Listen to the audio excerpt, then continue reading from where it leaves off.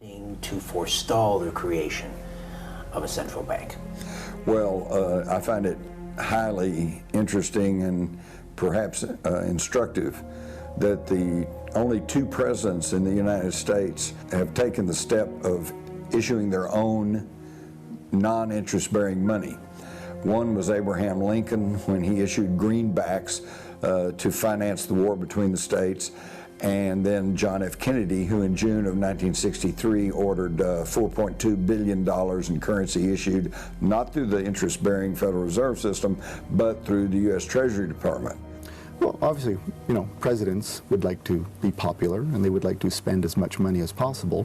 But this is one reason why we sort of take that power away from, the executive, prevent presidents from just sort of turning the printing presses on. So, of course, a lot of presidents are going to be upset because they, kept them from being popular and spending a lot of money. And I personally do not think it was just a coincidence that both of those presidents were shot in the head in public.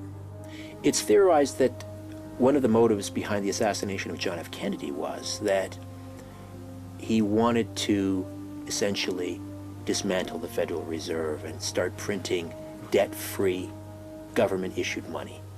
What do you make of that theory? Well, as far as I understand, Kennedy was killed by a lone gunman. So, I'm reticent to sort of use one conspiracy to explain another. The manner in which money is created virtually out of thin air by central banks and then loaned to governments and citizens with interest seems perverse. We don't need this. These are just middlemen.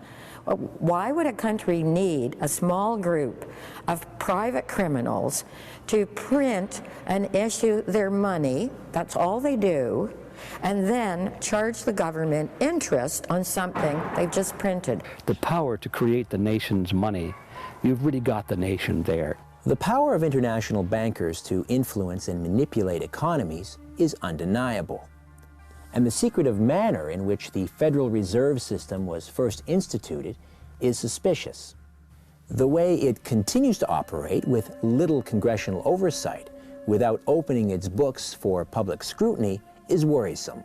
Inevitably, the people that hold that power will determine who gets elected. They will determine what industries thrive, what industries fail, who owns the major media, because that takes money. The money is the pathway to control of a system. They're going to keep using that system because it's a wonderful reason and cause for taking away every public and social asset we have built.